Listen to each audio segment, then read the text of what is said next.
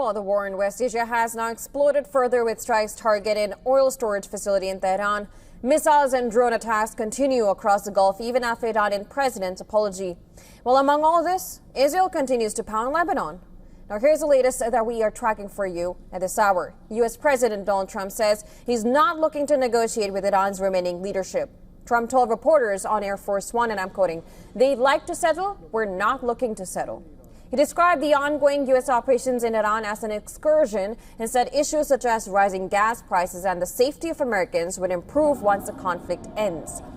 President Trump blamed Iran for a deadly strike on an elementary school in the southern Iranian town of Minab, which Iranian officials say killed at least 150 people.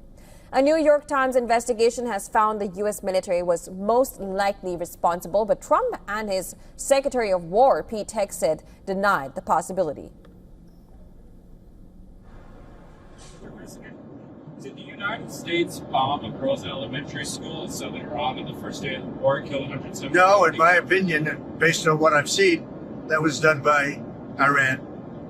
Is that true, Mr. Hegseth? It was Iran who did that? We're certainly investigating. Still investigating. But the only side that targets civilians is Iran. We think it was done by Iran. Because they're very inaccurate, as you know, with their munitions. They have no accuracy whatsoever. It was done by Iran.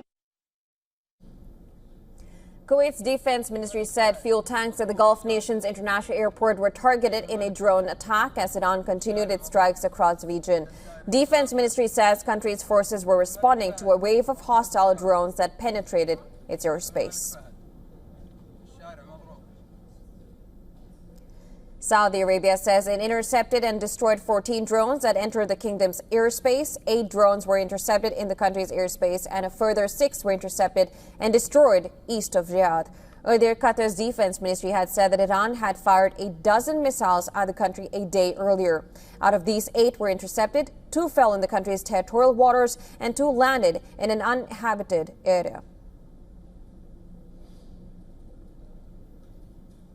Now, airstrikes hit an oil depot in Tehran, meanwhile, triggering large explosions. Iran state media says U.S. and Israeli strikes hit the depot in the first reported attack on country's oil infrastructure.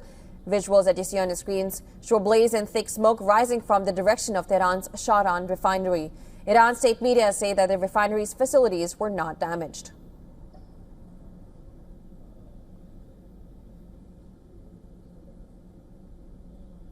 Israel has said that it has hit 16 military aircraft belonging to Iran's Islamic Revolutionary Guard Corps in overnight strikes on Mehrabad Airport in Tehran. Israeli military suggested that the airport was used to transfer arms and cash to Iran-linked groups, especially Hezbollah in Lebanon.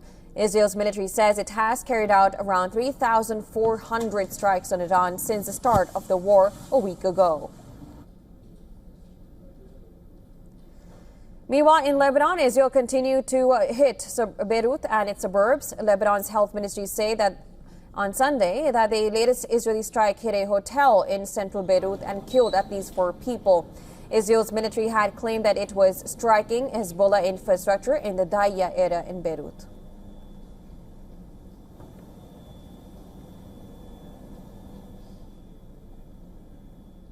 Well, to discuss more on this from Ontario, we're now being joined by Professor James A. Russell, Associate Professor in the Department of National Security Affairs at NPS. Glad to have you back, Dr. Russell. So let's begin with what Trump has now said on the Kurdish. Now, Trump has made this U-turn regarding potential Kurdish offensive in Iran. Now, earlier he had said that he was all for it. And a few days ago, there were also reports that the CIA is working to arm Kurdish forces to spark an uprising in Iran. Is an uprising no longer Trump's goal? And what do you make of this statement? What I make of this statement is that it's consistent with Trump's presentation to the public since the war began, which is that he's all over the map. He has no earthly idea what he's doing. There's no strategy that's being pursued, a coherent strategy at least.